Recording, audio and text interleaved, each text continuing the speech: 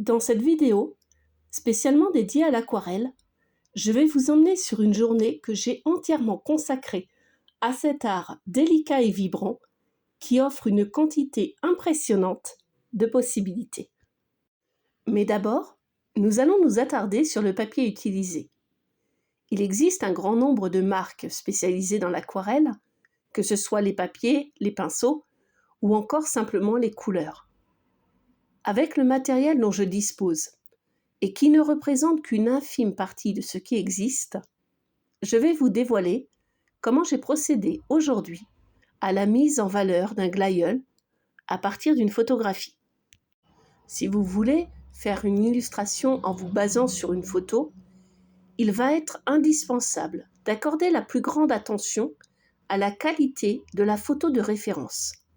Pour autant, il ne s'agit pas de faire un copier-coller, mais bien de pouvoir appréhender au plus juste toutes les nuances de couleurs déjà présentes dans votre sujet.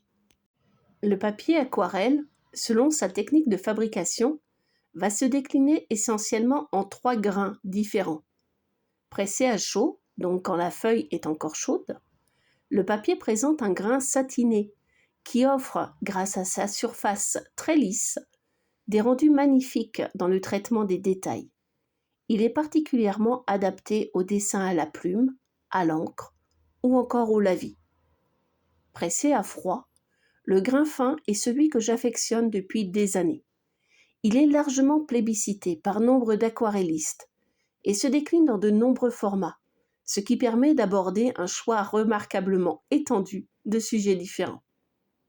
Le dernier, le grain torchon, a une texture très marquée et irrégulière, et il est pour cela souvent réservé pour les grands formats et les œuvres abstraites. Le poids du papier est un autre élément important à vérifier en fonction de l'effet recherché. Jusqu'à 300 GSM, le papier est assez fin, il nécessite donc d'être tendu pour ne pas gondoler avec l'eau qui sera apportée lors de la réalisation de l'œuvre. Il supporte mal les techniques de grattage qui risquent de l'endommager de façon irréversible. À partir de 600 grammes et au-delà, nul besoin de tendre le papier. Il convient par exemple à des techniques plus abrasives, des techniques de grattage ou d'utilisation encore plus agressive. Celui que j'utilise, le 300 GSM, peut ou non être tendu. Ici, j'ai choisi de travailler sur une feuille déjà tendue dans un bloc encollé qui me permet de ne pas avoir de préparation supplémentaire. Il existe un certain nombre de marques proposant des papiers de qualité impressionnante et que vous pouvez retrouver sur les multiples sites en ligne, spécialisés ou non dans les fournitures artistiques. Le troisième point à aborder dans le choix du papier, au-delà de son grain ou de son poids, c'est sa matière. Et si de nombreux aquarellistes plébiscitent le 100% coton par rapport au cellulose, c'est que le coton permet des effets spectaculaires qui rendent particulièrement hommage aux teintes étincelantes et nuancées de l'aquarelle. Les pinceaux jouent également un grand rôle dans le rendu final, à la fois par leur taille et leur matière, mais également par leur forme très diversifiée qui peuvent parfois produire des effets hallucinants en fonction de leur utilisation. On parle de pinceaux ronds, plats, biseautés, langue de chat, en dague, en éventail. Ils sont parfois utilisés juste pour des retouches ou avec les pinceaux réservoirs pour leur grande capacité à contenir de l'eau. Le pinceau va vous permettre de contrôler l'apport d'eau et de peinture sur votre papier, de créer des traits fins, des lavis, des effets de texture, et vont vous accompagner dans la découverte de nouvelles techniques. Votre matériel doit toujours rester un support pour vous permettre de progresser, mais il est nécessaire de le faire à votre rythme. Et je vous conseillerais dans un premier temps de limiter vos fournitures et de bien comprendre ce que vous pouvez faire avec le matériel dont vous disposez déjà, avant de vous en procurer de nouveaux. Les poils du pinceau peuvent être en poils d'animaux, comme la martre, l'écureuil ou la chèvre. Ils sont souvent utilisés pour les lavis, grâce à leur très grande capacité de rétention de l'eau. Les poils synthétiques sont de plus en plus performants et j'avoue les préférer, à la fois pour leur coût beaucoup moins onéreux, mais également par le côté éthique de leur fabrication.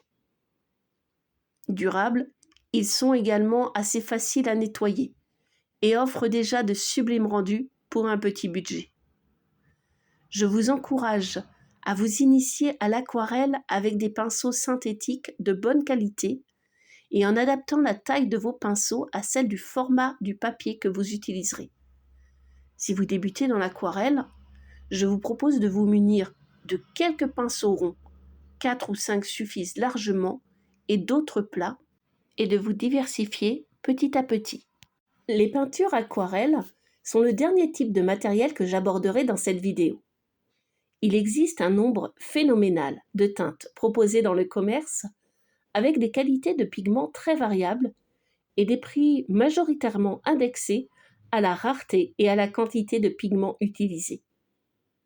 Ce qui caractérise la peinture, c'est aussi le liant utilisé, qui va, comme son nom l'indique, lier les composants entre eux, rendre la peinture soluble à l'eau, et dont la teneur est souvent une information jalousement gardée par les constructeurs. Enfin, l'adjuvant, souvent de la glycérine, mais aussi parfois du miel, plus onéreux, mais qui rend la peinture plus onctueuse et plus vibrante, va permettre à l'aquarelle de ne pas s'assécher, de conserver son humidité. La qualité de la peinture va de fine, souvent réservée pour les études, avec une concentration de pigments moins importante, à extra fine, de qualité supérieure, à la fois dans la concentration des pigments, mais aussi dans le choix des pigments utilisés. La couleur se définit en fonction de 3 éléments. Sa teinte, qu'on appelle communément la couleur, bleu, vert, rouge, etc. Sa luminosité ou encore sa valeur, qui va du très clair au très foncé, voire au noir, et sa saturation, qui va du gris neutre à la couleur très saturée. En aquarelle, on sépare souvent les teintes en tons chauds et en tons froids. Généralement, on parle de tons chauds pour les teintes qui vont vers le rouge, l'orange, le jaune, et de tons froids pour les teintes plutôt bleues, vertes ou violettes. Pour autant, il peut y avoir des rouges froids ou des bleus chauds. Je ne sais pas s'il existe une méthode exacte pour les classifier et j'ai encore beaucoup de mal à savoir avec certitude si j'ai au bout de mon pinceau un vert chaud ou un vert froid. En théorie, seules les 3 couleurs primaires du cercle chromatique, le jaune primaire, le bleu cyan et le magenta, devraient suffire pour obtenir les nuances secondaires, le vert, le violet, le orange, et toutes les teintes et les nuances souhaitées. Mais en pratique, les marques proposent une variété prodigieuse de teintes, aux nuances tout aussi splendides que surprenantes. Pour s'y retrouver dans cette myriade enivrante de possibilités, les marques ont adopté une série d'informations afin de mieux comprendre comment utiliser la peinture. Que les peintures soient disponibles en tube ou en godet ou demi-godet, vous avez des dénominations communes. Déjà, le nom de la teinte, mais cela peut être trompeur, car d'une marque à l'autre, les mêmes couleurs ne contiennent pas toujours les mêmes pigments, et donc la même teinte sur le papier. Afin de mieux savoir ce que vous avez entre les mains, les fabricants de couleurs utilisent un nuancier universel indiquant le type de pigment utilisé. Par exemple, pour le jaune citron de la marque Sennelier, la référence du pigment est le PY3, c'est-à-dire pigment yellow 3. Les couleurs peuvent également associer plusieurs pigments. Il vaut mieux éviter de mélanger trop de pigments différents, car le risque, c'est celui d'obtenir une couleur trop mélangée, une couleur boueuse, terne. À cette indication s'en ajoutent aussi d'autres. Le carré, blanc jusqu'à noir, indique le degré d'opacité du pigment utilisé. Plus un pigment est transparent, plus il permet d'obtenir un rendu lumineux. Idéalement utilisé sur des sujets botaniques, ils rendent parfaitement grâce à la beauté remarquable des pétales translucides. La granulation indiqué par un G, informe que c'est un pigment qui a tendance à s'agglutiner ou dont le poids va l'entraîner dans les creux du papier. Les effets sont incroyables, très texturés, d'autant plus si le papier utilisé est un papier à grain torchon. Le symbole étoile indique quant à lui la résistance à la lumière. Moins vous aurez d'étoiles et plus vous devrez protéger votre tableau de l'exposition directe à la lumière. J'ai récemment découvert qu'il existe des verres spécialement conçus pour protéger les aquarelles des rayons UV. Vous avez aussi cette numération en chiffres romains, mais dans cette nomenclature particulière, c'est l'inverse que vous retrouvez. Le chiffre 1 indique en effet la plus grande résistance à la lumière. Également, la série vous informe qu'il s'agit d'un pigment commun ou d'un pigment plus rare et a fortiori plus cher. Les séries vont généralement de 1 à 5. Je vous conseille très vivement de vous fabriquer un nuancier adapté à votre sensibilité artistique et au sujet que vous souhaitez explorer. Vous pouvez vous contenter de quelques teintes choisies qui reflèteront votre sensibilité particulière. Certains artistes peuvent produire des œuvres presque monochromes et d'autres des œuvres volontairement désaturées, alors que d'autres encore multiplieront les teintes éclatantes ou des pastels veloutés. Explorez, laissez-vous surprendre par des associations étonnantes, des nuances émouvantes.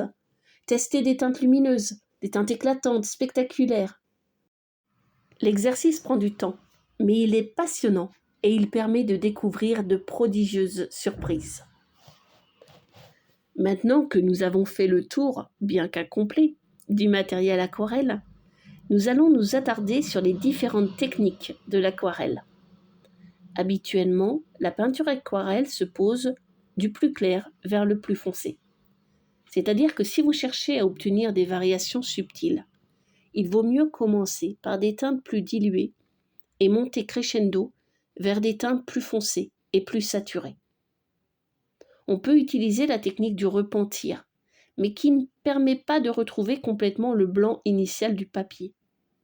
Il est possible également de poser en amont un fluide de masquage pour conserver ce blanc pur.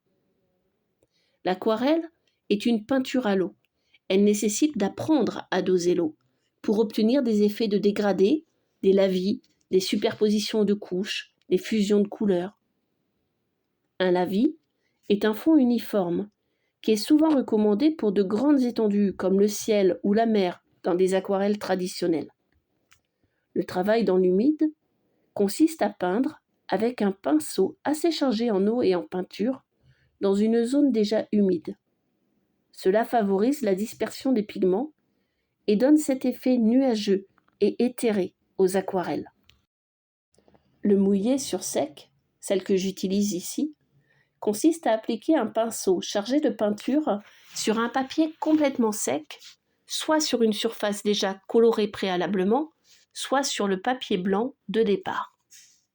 Elle permet d'obtenir de magnifiques effets de transparence, en superposant lavis sur lavis, en supposant que la couche préalable soit complètement sèche.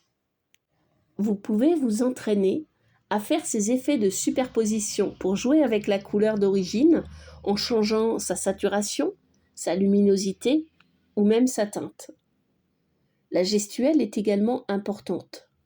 Et je ne saurais trop vous recommander de pratiquer, de tester, d'expérimenter avec le matériel dont vous disposez actuellement. Je retire de cette illustration un enseignement précieux. Dans ces peintures de fleurs délicates, semi-transparentes, j'aurais dû, pour garder toute sa fraîcheur à l'illustration, ne pas superposer autant de lavis. Ou plus exactement, j'aurais dû porter plus d'attention à l'opacité des pigments que j'ai utilisés. Je me suis rendu compte trop tard que certains pigments que j'avais sélectionnés ne rendaient pas justice à la délicatesse des pétales, à leur teinte subtile et diaphane. En choisissant des aquarelles trop opaques, j'ai perdu en luminosité ce que j'ai gagné en intensité. Lors d'une prochaine session de peinture aquarelle, c'est un élément que j'entends bien prendre davantage en compte et ce, avant même le premier coup de pinceau. En attendant cette prochaine vidéo, je vous encourage à vous émerveiller de la beauté du monde qui vous entoure et à explorer avec enthousiasme ce médium aussi transcendant qu'enchanteur. Cette vidéo, assez didactique, avait pour objectif de vous partager mes connaissances limitées de ce médium majestueux qui gagne à être connu et qui se dévoile peu à peu au fil de nos essais, de nos erreurs et surtout de notre persévérance.